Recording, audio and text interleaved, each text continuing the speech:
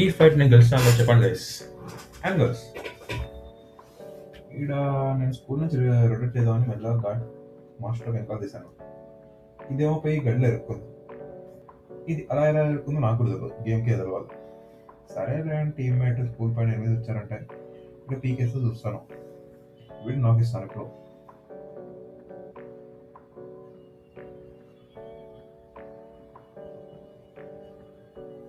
సరేలే ఇంకో ఉండడం మెల్ల అటు చూస్తుంటే మెల్ల ఒక పాము పైకి వెళ్తుంది. ఇక్కడ చూడండి.